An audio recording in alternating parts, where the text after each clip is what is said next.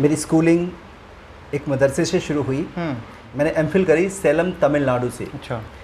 फिर मैंने बीएड करी और अभी मैं एस्पेरेंट हूँ पीएचडी। तो somehow I just thought it was in my mind at least to build up their confidence. The person who has been running Spoken English Institute for last many years, that person from which place that person has learned spoken English? अगर lump sum कहा जाए तो more than lakhs. आदाब दोस्तों, मेरा नाम है वकार वाहिद। मैं आपको लगातार ऐसे इंस्पिरेशनल लोगों से मिलवाता हूँ, ऐसे मेहमानों से मिलवाता हूँ बातचीत के शो में, जो तमाम लोगों की ज़िंदगियों को इंस्पायर करते हैं। ऐसी ही एक शख्सियत हमारे बीच में आपको नज़र आ रही होगी, इस फ्रेम में आपको नज़र आ रही होगी। जब कभी भी हम कुशीनगर ज़िले में या ज़िले के आसपास स्पोकन इंग्लिश की बात करते हैं, अंग्रेज़ी बोलने की बात करते हैं, तो जहाँ तक मुझे अंदाज़ा है कि 1998 से लेके आज तक अगर कोई सबसे प्रतिष्ठित और सबसे बढ़िया स्पोकन इंग्लिश की संस्था है तो वो ऑक्सफोर्ड इंग्लिश स्पीकिंग सेंटर है। ऑक्सफोर्ड इंग्लिश स्पीकिंग सेंटर के सर्वे सर्वा और ट्रेनर, और साथ साथ मैं ये भी कहना चाहता हूँ कि ऑक्सफोर्ड इंटरनेशनल स्कूल के प्रिंसिपल, ऑक्सफोर्ड इंटरमीडिएट कॉलेज के principal, director, owner Niyazuddin sir हमारे बीच मौजूद हैं। सर, आपका बहुत स्वागत है बातचीत के शो में। Thank you sir, thank you sir. सबसे पहले हम जानना चाहेंगे आपसे कि आपने स्पोकन इंग्लिश से शुरुआत की थी और आज इंटरनेशनल स्कूल आपने बनाया, फिर इंटरमीडिएट कॉलेज आपने बनाया।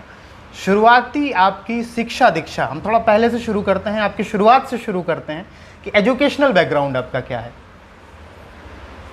सबसे पहले तो मैं आपके इस चैनल के माध्यम से आपके ऑडियंस को मैं धन्यवाद दूंगा जी, कि जो लगातार आपको इतना प्यार और सम्मान दे रहे हैं जी। असल में हमारी एजुकेशनल जो बैकग्राउंड है, मैं यहीं का हूँ।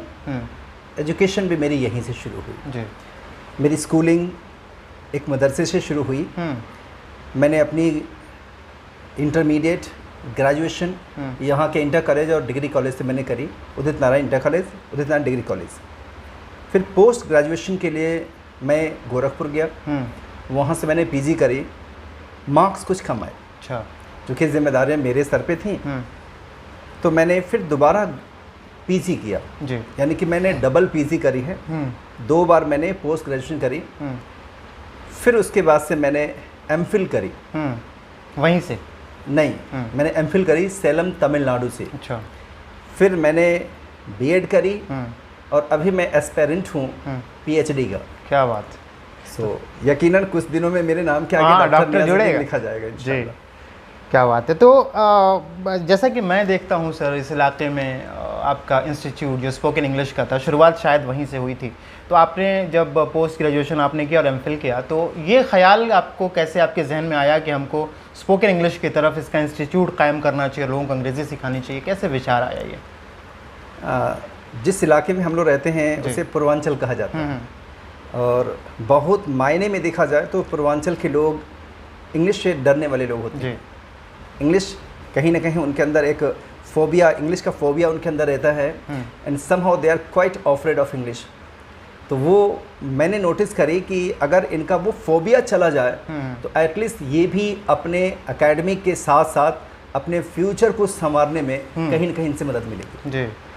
तो ये जहन में मेरे आया कि क्यों ना यहाँ के लोगों को अगर कुछ दिया जाए तो वो इकलौती चीज़ दे दी जाए, वो है कम्युनिकेशन स्किल। मैंने बहुत सारे फील्ड में देखा है कि आपने एकेडमिक बहुत अच्छा नहीं करा हो, पर आपकी कम्युनिकेशन स्किल अच्छी है तो बहुत अच्छे सेलेक्टिव जॉब मिल जाते हैं और अच्छी इनकम, अच्छी सैलरी उनकी हो जाती है। तो मैंने कहीं ना कहीं ये मेरे दिल में था कि यहाँ के लोगों को वो कम्युनिकेशन स्किल दे दी जाए। इवन मैं खुद भी उसका अफेक्टेड रहा हूँ। मैंने नोटिस किया था कि इवन जब हम लोग कभी बाहर निकलते हैं तो ये देखा जाता है कि इन केस अगर कोई हमसे इंग्लिश में कम्युनिकेट करता है तो हम लोग थोड़ा सा डरे हुए रहते हैं कि पता नहीं क्या पूछेगा, कैसे पूछेगा। ये एक फियर अंदर रहता है। अच्छा, जिनके अंदर फियर है वो कहावत भी कही जाती है, जो डर गया मर गया, वो मर गया। लेकिन मैं नहीं कहता हूँ जो डर गया वो मर गया, जो डर गया वो घर गया।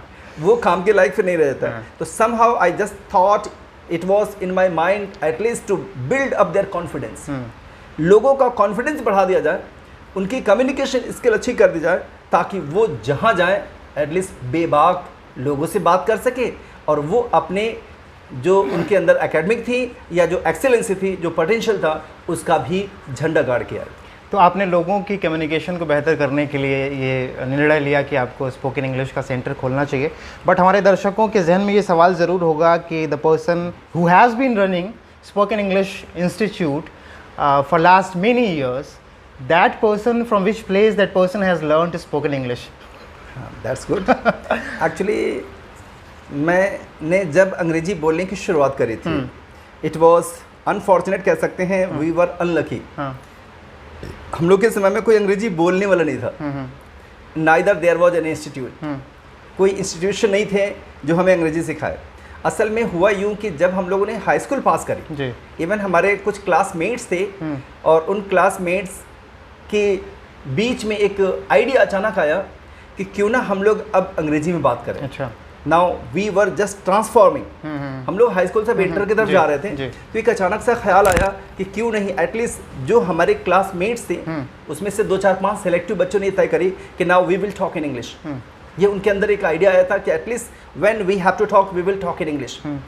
तो ये प्लान आया और उस प्लान में मुझे बहुत मजा आया। Even I was very much interested at the time when they talked that we will talk in English. तो ये प्लान मुझे बहुत अच्छा लगा and I just supported, yes from today onward we will start speak English.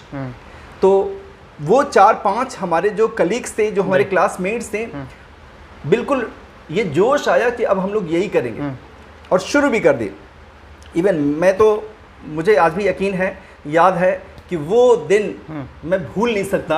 जो मेरा initiative था, जो मेरा स्टार्टअप था, वो बाकी बच्चों से बहुत अच्छा हुआ। और इवन मैं उस समय फिर आर्ट का स्टूडेंट बना। बाकी कुछ बच्चों ने मैथ्स, बायो, कॉमर्स ऐसा करके लिया था और मैं इत्तेफाक से आर्ट का स्टूडेंट रहा। तो मेरे सामने सिर्फ एक ही सब्जेक्ट दिख रही थी, वो थी English.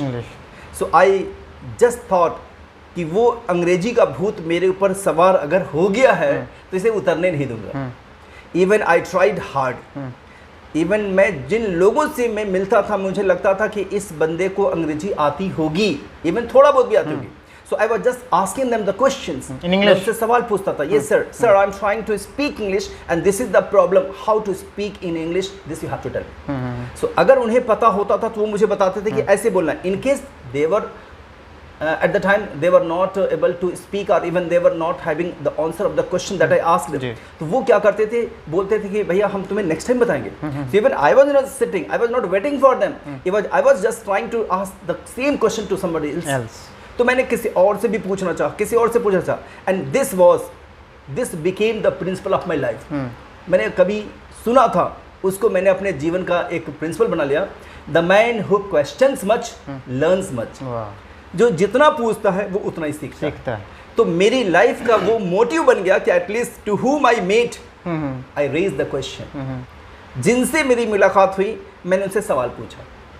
Even at the time of my learning period I was either favourite student और आई वॉज नोटोरियस स्टूडेंट। जिनके पास मेरे सवाल का जवाब नहीं था, उनको तो लगता था कि बस he was trying to disturb us, और जिनके पास जवाब होते थे they were helping me. I am very grateful to all those who taught me, who help me, who inspired me and who supported me. जिन्होंने मेरी इस अंग्रेजी के जर्नी को आगे बढ़ाने में मेरी मदद किया, मैं उनका बहुत ही दिल से शुक्रिया अदा करना चाहूँगा, क्योंकि उस समय कोई स्पोकन सेंटर नहीं होते थे और it was my self effort, my self practice. और धीरे धीरे कब मुझे अंग्रेजी बोलना आ गया, गॉड नोज। फिर आपने लोगों को सिखाना शुरू कर दिया। तो क्या अंदाज़ा होगा कि 1998 से लेके, अगर मैं सही हूँ तो 98 में शायद आपने शुरू किया था, तो अब तक आपने कितने लोगों को ट्रेंड कर दिया होगा? अगर लमसम कहा जाए तो more than lakhs of people, तकरीबन मुझे लगता है लाखों लोगों को मैंने इसकी ट्रेनिंग दे दी है। क्या बात है।